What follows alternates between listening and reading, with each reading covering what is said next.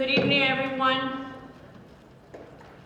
Adequate public notice of this meeting was provided by the Secretary of the Board on February 13, 2024 to the Home News Tribune and the Clerk of the City of New Brunswick. The time and location of this meeting and all meetings of this body are posted in City Hall, 78 Bayer Street in New Brunswick. Roll call, Ms. Villalona. Dr. Caldwell? Here. Mrs. Medina Hernandez? Here. Mr. Ortiz? Here. Mrs. Seawood? Here. Mrs. Solis? Here. Mr. Spencer? Here. Ms. Varela? Mr. Adorno? Here. Ms. Sevilla? Here. We have a quorum. Move into item number one, item number two, flag salute.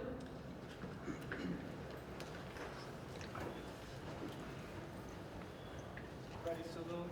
I pledge allegiance to the flag of the United States of America and to the republic for which it stands, one nation, under God, indivisible, with liberty and justice for all.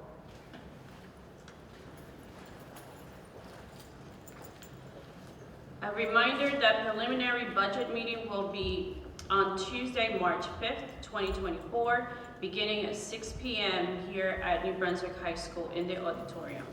The public hearing on the budget presentation would also be on Tuesday, March 26, 2024, beginning at 7 p.m. during the regular Board of Education meeting, which will also be here at the New Brunswick High School in the auditorium.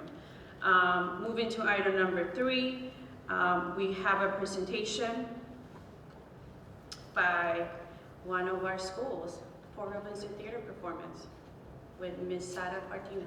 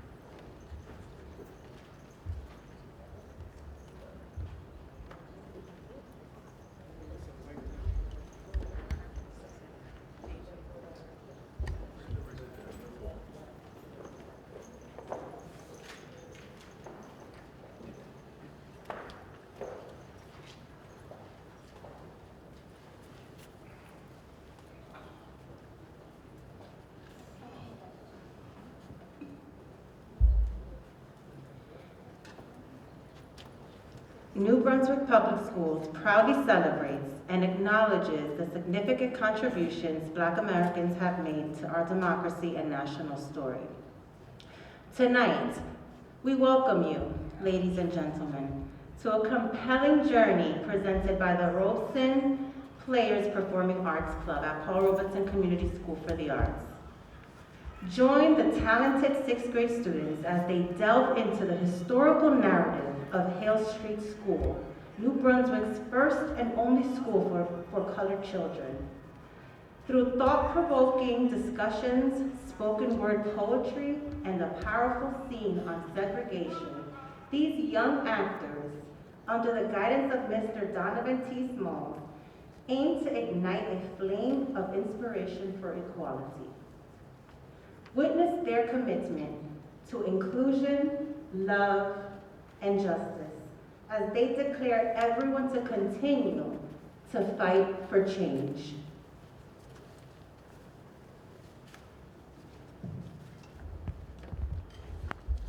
Hi, what's your name? My name is Derek Hughes. Susan Angel. I'm Betsy Lopez. Danielle Chaplas. Melanie Morales. Joviani Garcia. What does it mean to fight for what you believe in? To believe in something and try to enforce it. To fight for something you think is right in your beliefs. It means that you have to stand up for something that you believe in or something that's just right. It means when you want to stop an issue that's going on around the world and you don't like it. If you don't get what you want, you can protest for it and fight harder for it. What does the word injustice mean?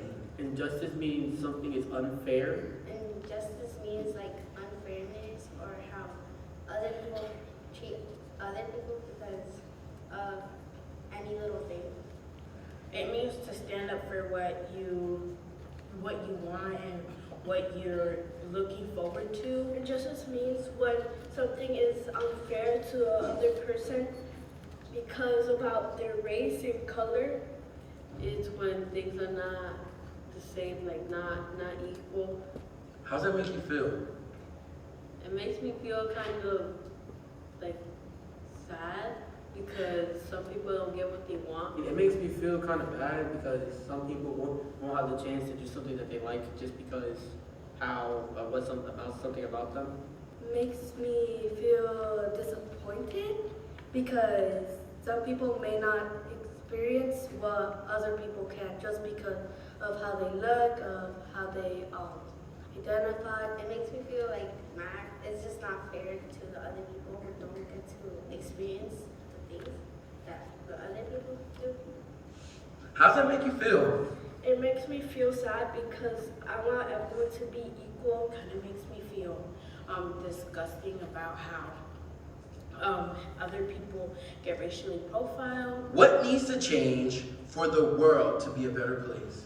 People need to stop judging other people. What needs to change is how people treat other people.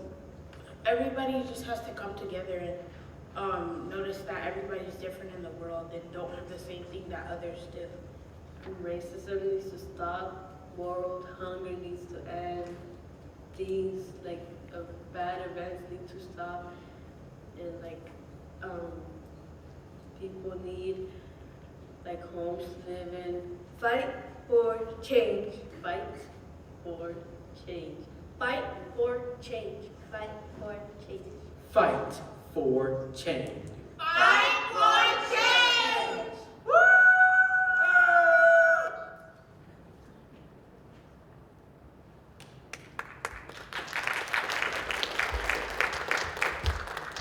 The story of Hell Street School. As the American Civil War drew close in the mid-1860s, slavery gave way to the Jim Crow laws, institutionalized racism that stretched into the 20th century America. For African Americans across the United States, it meant the painful segregation of public schools, residential neighborhoods, businesses, transportations, and virtually any public place. New Brunswick founded to be no exception to the norm, and shortly after the Civil War, the city had its own racially segregated school lasting an entire decade, known as the Hell Street School, the school that sat on the corner of Hell Street and Jersey Avenue, then known as Old Trenton Road. The school opened in 1872, having been constructed a year earlier, and accommodated 100 students in 2 rooms. It was designed solely for African American children who at the time were referred to as colored children.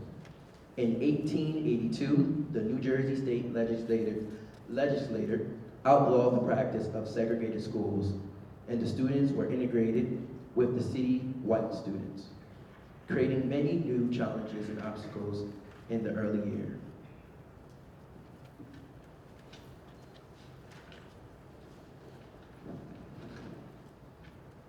Freedom School Poetry, 1965, Langston Hughes. The poems that we read tonight are written by students around the same age as those who appear before you on stage. It is in these spoken words that we understand that kids are faced with a lot of hardships as they make their way through adolescence into adulthood. They may not speak up, but they are watching. In the summer of the year of 1955, Emmett Till, 14-year-old, was murdered in the state of Mississippi for allegedly whistling at a white woman. 9 years later, out of the same society that allowed the killing of Emmett Till and many others who we all know, students began to use their voice to uplift and spark change. These are the expressions of the young Freedom School students of Mississippi. We must continue to give a voice to those like us.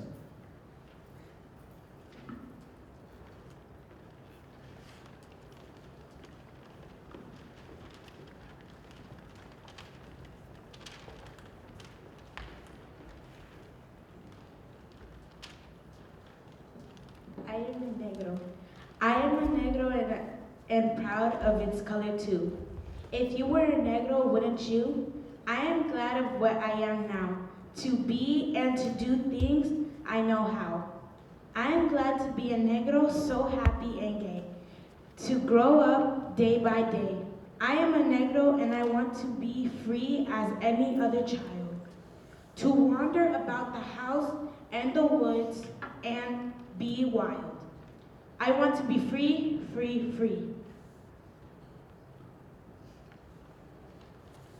Whenever I think about sunlight and fresh air or peace and springtime, I think about men wanting to be free.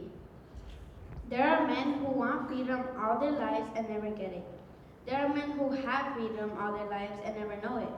But I think that men who know that they are free and try to help other men get it show how precious freedom really is. Madeline McHugh, age 24. I am Mississippi fed, I am Mississippi bred. Nothing but a poor black boy. I am a Mississippi slave. I shall be buried in a Mississippi grave. Nothing but a poor dead boy. Ida Ruth Griffin, age 12. Isn't it awful not to be able to eat in public spaces without being arrested or startled right in your face? Isn't it awful not to be able to go to public libraries and get an interesting book without being put out and given a hateful look? Isn't it awful not to be able to sleep peacefully nights for you fear you may get bombed because you want your rights? Isn't it awful not to be able to get your schooling where you please just because of our race, color, and creed? We cannot feel at ease. F. Moore, age 15. I want to walk the streets of a town, turn it into any restaurant and sit down, and be served the food of my choice, and not be met by a hostile voice. I want to live in the best hotel for a week, or go for a swim at a public beach. I want to go to the best university and not be met with violence or unnecessity. I want the things my ancestors thought we'd never have. They are mine as a Negro, an American. I shall have them or be dead. Alice Jackson, age 17. Fight on, little children, fight on. You know what you're doing is right. Don't stop. Keep straight ahead. You're just bound to win the fight. Many hardships there will be, many trials you'll have to face. But go on, children. Keep fighting. Soon freedom will take hardship place. Sometimes it's going to be hard. Sometimes the light will look dim. But keep it up. Don't get discouraged. Keep fighting, though chances seem slim. In the end, you and I know that one day the facts they'll face and realize we're human too, that freedom's taken slavery's place. By Ethan Morey, age 15.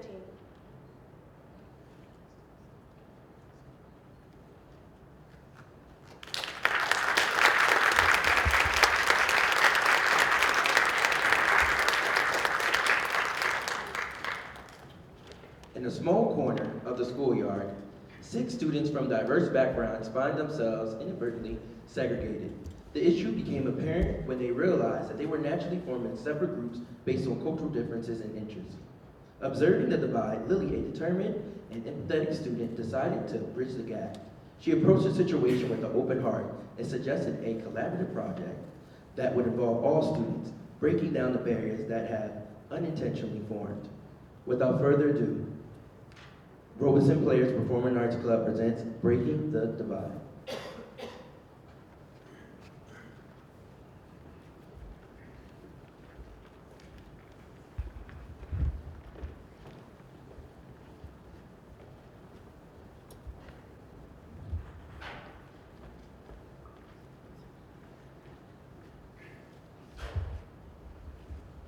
Guys, I was thinking maybe we could have a sleepover this weekend or something, you know? Yeah, right? Yeah. What's going on? Why is everybody in different groups? Well, it's not on purpose, Mr. Johnson. We sort of just ended up this way.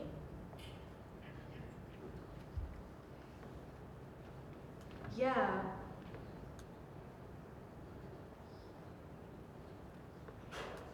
Yeah, we did.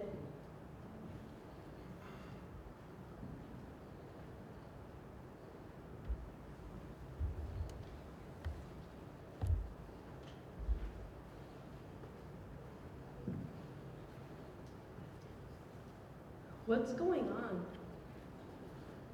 Mr. Johnson wanted us to put us together for a project to break the divide. Excellent. I'm gonna let you choose what y'all want to do with the project. Guys, come over here. I was thinking maybe we could do a cultural type of project to represent where each of us are from. Even though we might be from the same country, we could still show what our traditions are and what we like. I agree. Yeah, that sounds great. Yeah. Yeah. Okay. Our project is all about learning from each other. We are going to explore our culture, share our hobbies, and celebrate our differences. This project made us realize that we're not so different after all. We may have different backgrounds, but we found a way to connect to each other and make new friends. Great. You've learned how to embrace each other's differences. Keep breaking those divides. Hey, Emily, I heard that you're really interested in painting. Yeah, I love it. And Carla, your music taste is really good. Thanks. I didn't think we had much in common. Yes, this is going to be so much fun, everybody. So, our project really brought us together. And it's not just us. Everyone is excited about the culture exchange too.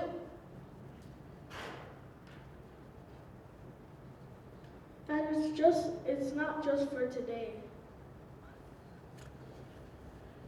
Great. These grade 6th grade students have done a great job at the student exchange, cultural exchange. Now, let's learn, employ, and celebrate. We did it, everyone. We are going to now present our project, and our school has more things coming forward.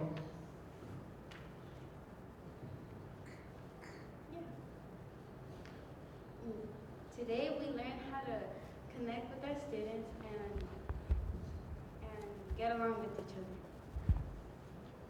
And it's also not just for today.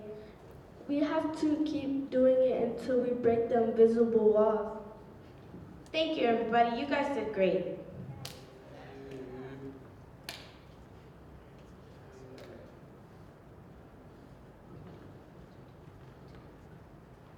Fight for change. Fight for change.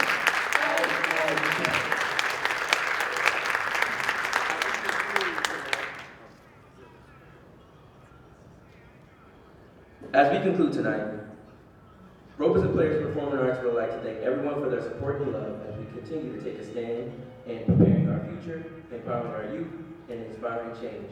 Have a great night.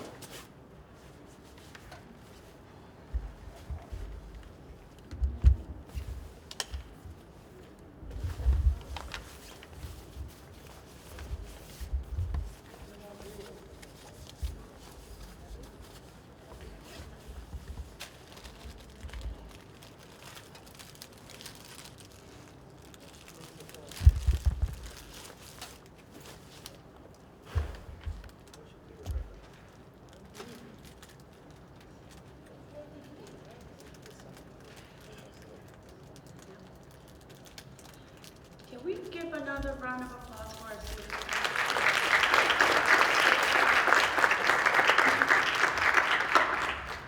I think we have a few, I love the arts, so I was almost, okay, where's the next play, right? So thank you. Moving to item number 4, minutes of January 23rd, 2024. So moved. Second. Dr. Caldwell.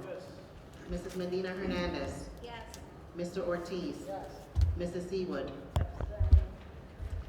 Mrs. Solis. Yes. Mr. Spencer. Ms. Varela. Mr. Adorno. Yes. Ms. Sevilla. Yes, Motion approved. thank you. Moving to item number 5, the superintendent's report. Dr. Aubrey Johnson. Yes, good evening. As of February 2024, we have enrolled 9,344 students. We had 6 cases of harassment, intimidation, and bullying. There were 115 suspensions. Our staff attendance was at 94%, and our student attendance at 90%. We also had 45 positive cases for employees of coronavirus, as well as 25 positive COVID cases for students. I just want to say thank you, Ms. Robinson and Mr. Smalls, for putting together a quick performance in a short period of time.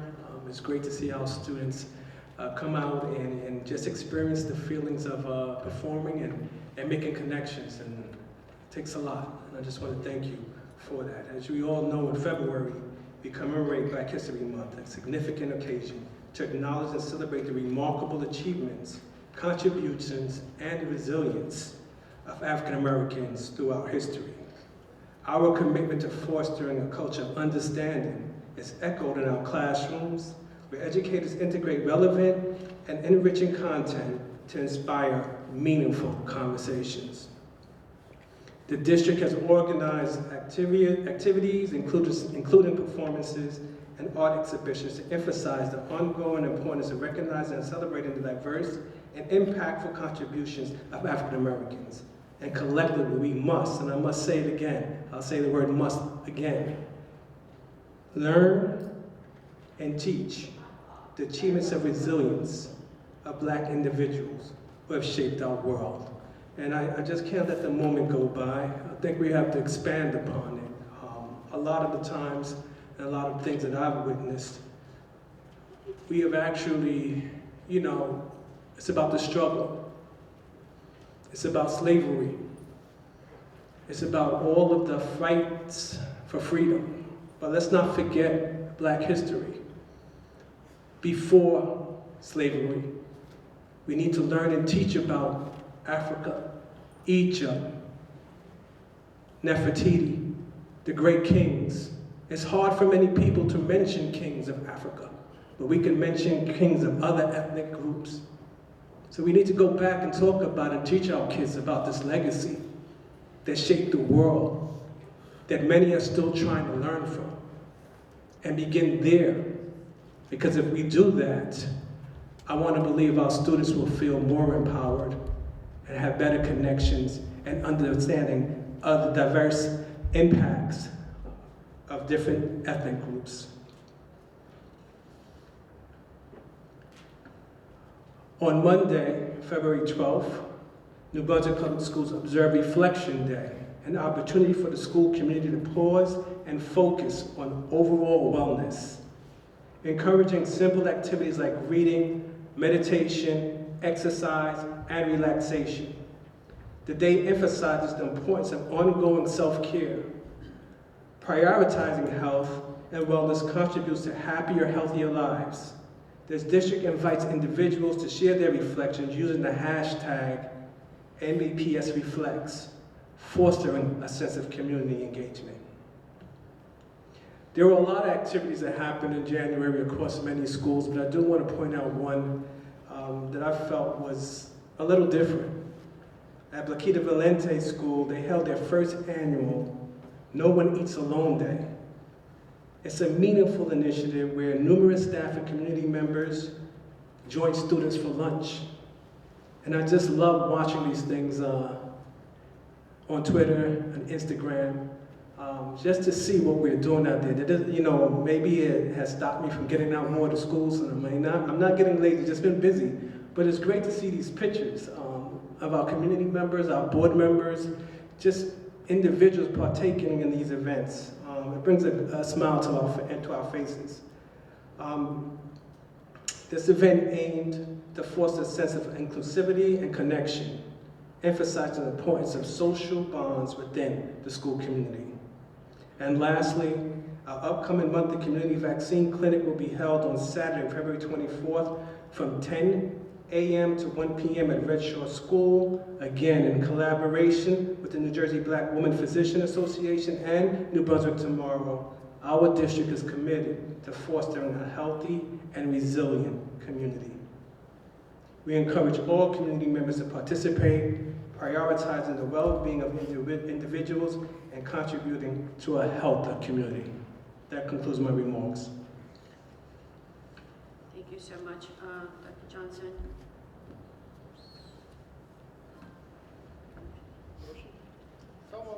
Second. Dr. Caldwell. Yes. Mrs. Medina Hernandez. Yes. Mr. Ortiz. Yes. Mrs. Seawood. Yes. Mrs. Solis. Yes. Mr. Spencer. Yes. Mr. Adorno. Yes. Ms. Sevilla. Yes. Moving to item number 6, the student representative report, Ms. Jadaline Perez. Good evening, my name is Jalen Perez and I will be representing the student report.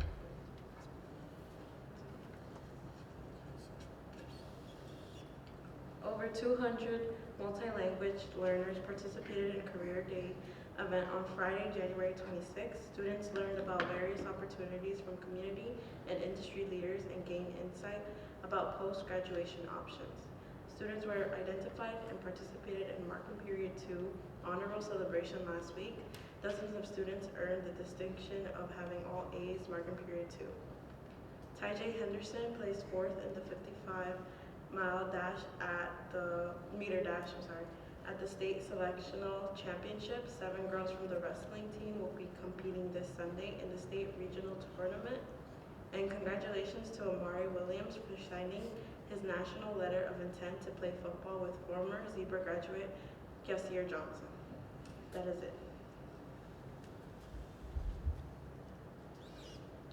Thank you so much. Moving to item number 7, facilities committee report, Mr. Edward Spencer.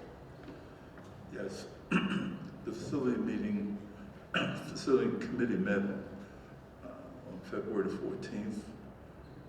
The high school gym addition, we are still on schedule and projected to be completed by the summer of 2024.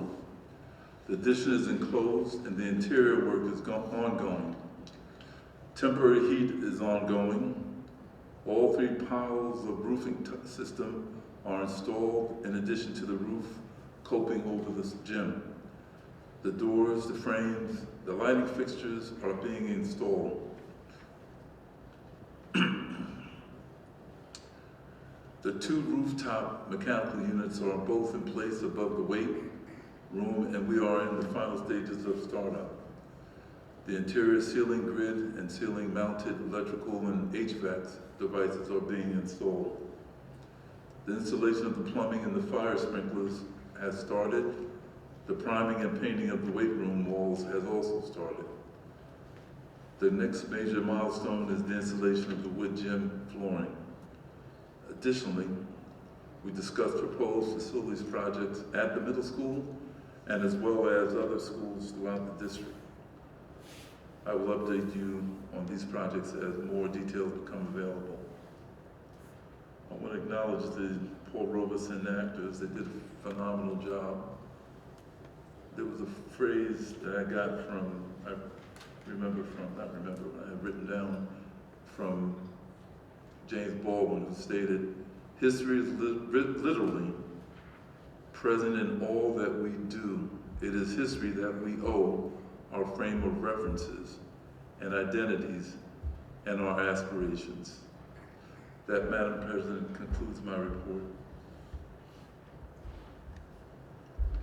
Thank you so much, Mr. Spencer. Moving to item number 8, the athletic committee report. Mr. Ivan Adorno. Thank you, Mrs. President. Mrs. President, sorry. The regular season for winter is over, and we have a few athletes still competing in the respective state tournaments. At the middle school level, a big congratulations to Coach Elvis Urena and the boys basketball team for having the first undefeated middle school basketball season. Coach Urena is also the middle school boys soccer coach, where he had an undefeated season as well. The girls wrestling team will compete on February 25th at Churchill Middle School in East Brunswick for the regional tournament. The boys wrestling team competed in their district tournament on Saturday, where 106-pound wrestler James Gonzalez finished in 4th place. On the track this past weekend, we had Tajay Henderson compete in the Group 4 state championships in the 55-meter dash. He qualified for this meet 2 weeks ago, placing 4th in Central Jersey Group 4 championships. As we speak, 3 members of the boys team are competing in the Eastern State Championship: Tajay Henderson, Malachi Harris, and freshman Divad John. The boys basketball team was recognized with the Sportsmanship Award for the white division, as well as senior Amari Williams.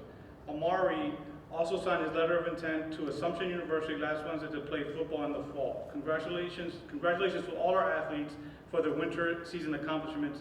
The winter sports banquet will take place on Thursday, February 29th at 5 p.m. Sign-ups for the spring season has officially begun, with sports that include baseball, softball, spring track and field, golf, boys tennis, boys volleyball, esports, and for the second year, girls flag football. That concludes my report, and I need a reconciliation for January. Second. Dr. Caldwell? Yes. Mrs. Medina Hernandez? Yes. Mr. Ortiz?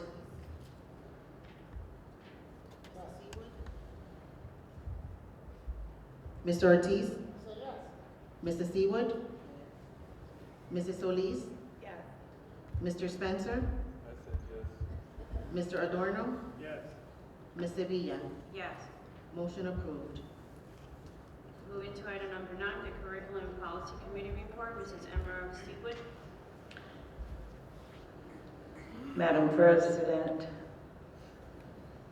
members of the board, the Curriculum Policy Committee did meet, and we did not have any presentations for this meeting.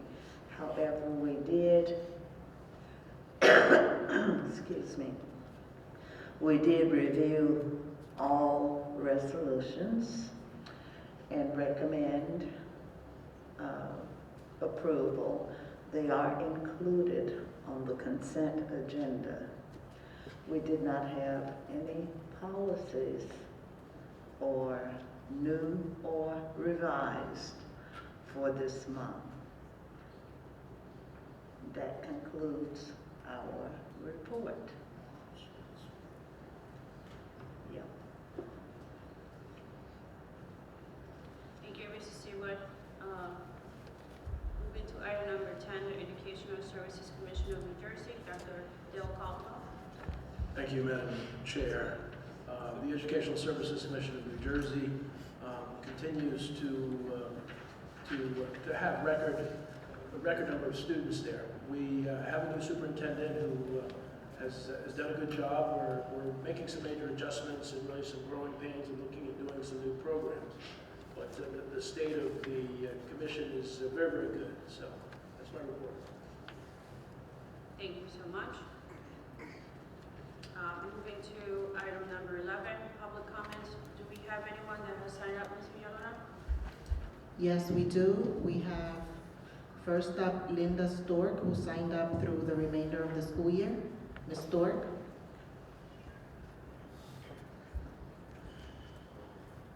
Hello, Ms. Stork. Good evening, and thank you to the Programs and Players.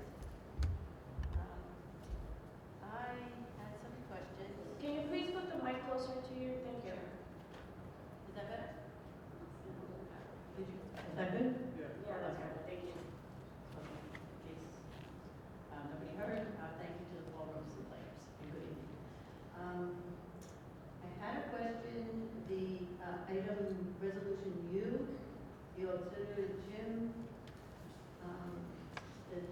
contract amount, is that an increase?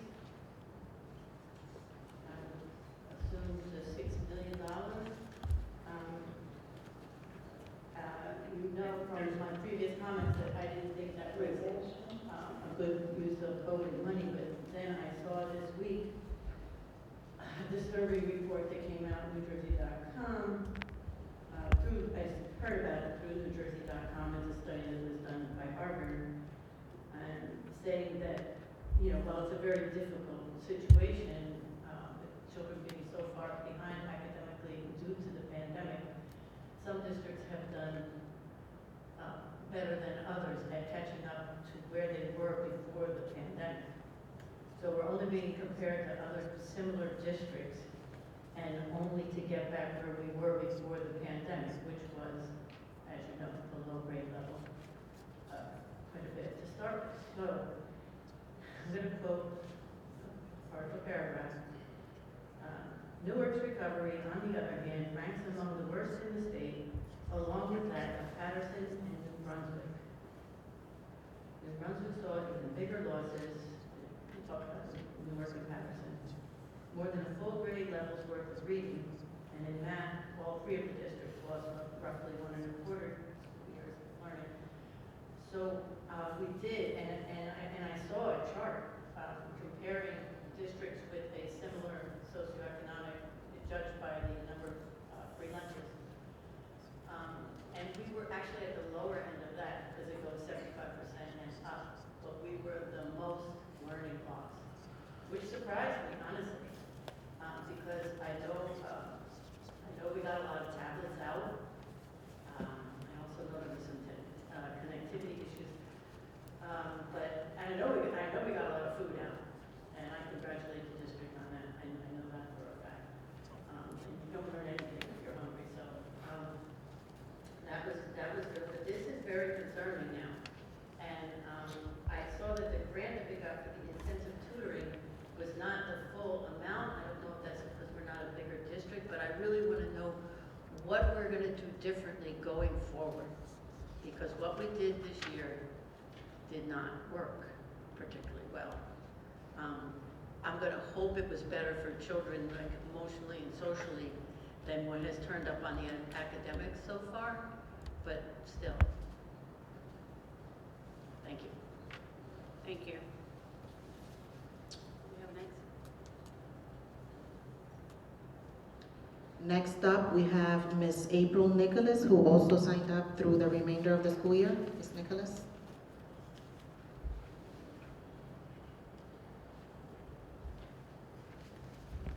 Good evening. Hi there, so I also had some similar concerns as were raised by the previous speaker. And I know she had just asked a question of what the district will be doing moving forward. I'd like to re-ask that question and see if we have an answer to that.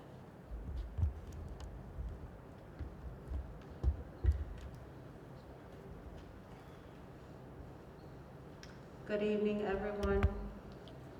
We have began, in addition to implementing our WIN period, which we started last year, it's an additional 36 instructional minutes as students are engaging in, that we're providing multi-tiered levels of support for students. So we've used multiple measures of data to identify students based on their needs to be able to provide them those services.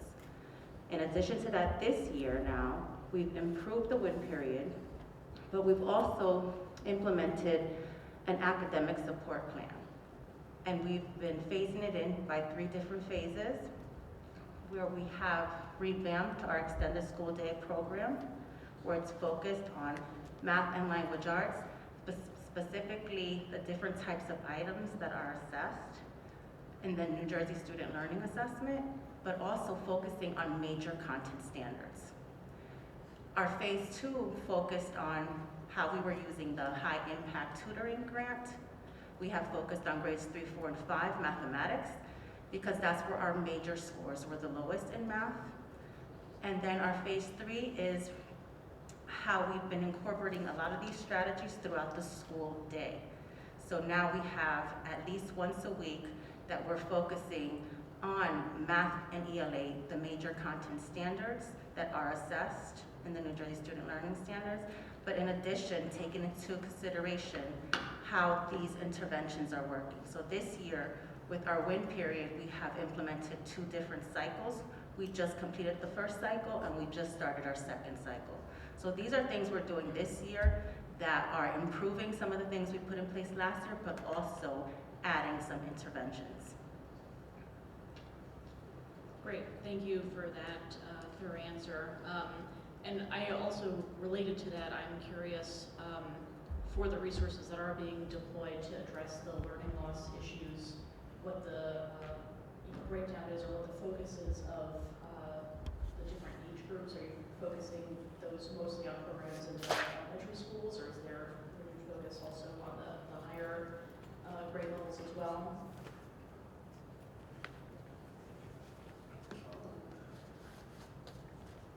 Our intervention services team, Yes. multi-tiered levels of support, we're actually providing that K-12. Okay, thank you. And we're using research-based curriculum to be able to implement those interventions. I appreciate that. Thank you.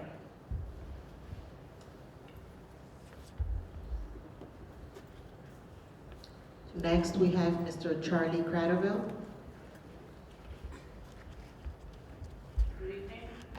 Good evening, Board. Charlie Cradaville, New Brunswick today. I want to start by saying congratulations to the new BA and best wishes to you in what is undisputedly a difficult and important job. I have to ask about the Public Employee Relations Commission, docket number CO 2023-006. The New Brunswick Education Association was victorious after bringing an allegation to that commission that this administration violated the New Jersey Employer-Employee Relations Act, and I believe these notices had to be put up in the school saying that the Board of Education will cease and desist from interfering with, restraining, or coercing employees in the exercise of the rights guaranteed to them under that law. I did email the superintendent to ask for a comment on this on November 23rd. I did not get any response, so I'm here to ask for the board's comment on this ruling for PERC. It was a full-blown hearing before PERC. The union was of a position that we put a letter of discipline in the teacher's file because of his conduct violating the board policy. However, the case law supports, this was during a union, it was a building meeting between union members and the administration, and according to our version, it got out of hand, and I think it did. However, the law protects beyond what I would ever imagine the conduct of union representatives, and they considered that a union meeting. We considered it a meeting between a supervisor and a staff member. The PERC hearing officer favored the union and said even though his conduct was abhorrent, it's protected. And that's what the commission also, we took exception to the commission, but commission also favored that based upon the precedent of previous cases where I was shocked at the conduct that they would accept during, quote, union meetings. Usually arise out of negotiations. You would imagine that might get heated, but also applies to any other meeting that would fall under the umbrella of union activity. So we did not prevail, and the rules provide if you don't prevail, you have to post the results, which we did. Thank you.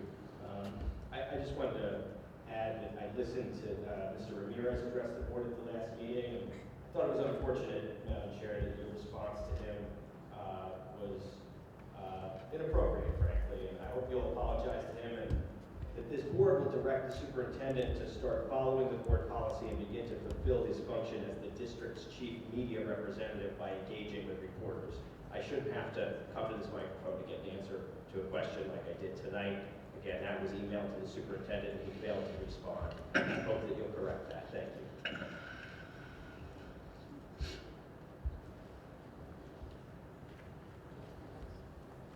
Do we have someone else, Ms. Villalona? That concludes our list. Thank you so much. Part of February month, I want to, many of you guys may know how part of my work has been in mental health and really helping youth and young people figure things out, right? I want to bring a highlight about how February is actually teen dating violence, right? And the awareness of how adults can help in talking about teen dating violence, right? We don't talk about it, when we talk about teen dating violence, we don't give the definition of domestic violence, right? Because domestic people actually have to live together in order to be considered domestic. However, what the research is showing, that young people are experiencing violence or teen dating violence in their lives, right? We see that about 1 in 10 experience physical dating violence, and about 1 in 12 experiences sexual dating violence. And so, as our job, and I think that there's been a lot of conversations, and I want to encourage adults that teachers and people in the district, because I know we're doing a lot of the work in bringing awareness about healthy relationships. What does it look like? Encourage adults to model healthy behaviors and healthy relationships so that young people are able to see the difference. I talk to young people all the time about how in society we're doing a really good job at talking about the red flags. But we're not talking enough about what, quote unquote, as they say, the green flags are, right? What are behaviors that are healthy? What are behaviors that may bring consequences that extend to a healthy future? So I just wanted to highlight and really encourage adults and to talk to young people about the importance of when we have special friendships, what does that look like? And the importance of that, the importance of healthy relationships in our lives. So with that, I wanna, and I think we had 100 years of school recently, right? So, yeah, I saw a lot of pictures of our little ones dressed up as they were 100 years, so that was quite exciting. So, moving to item number 13, the consent agenda. Can I please have a resolution for items A through AF?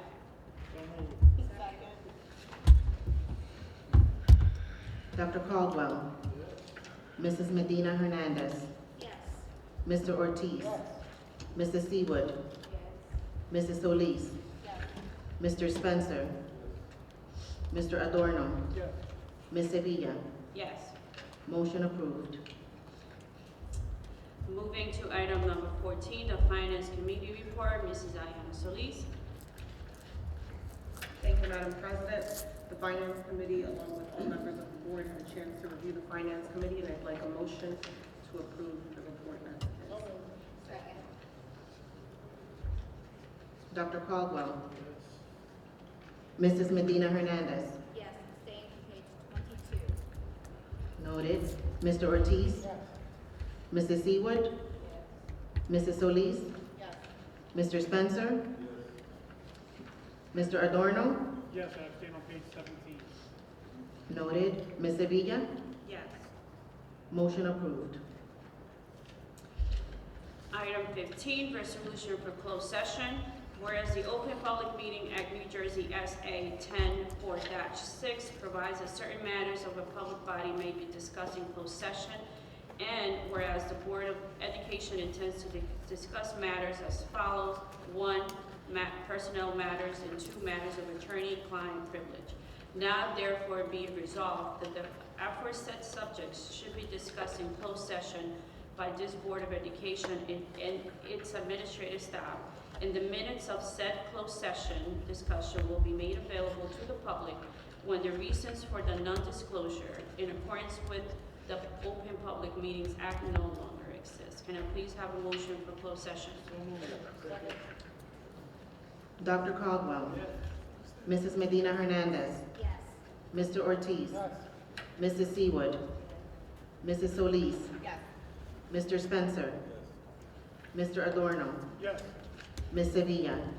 Yes. We are now in closed session.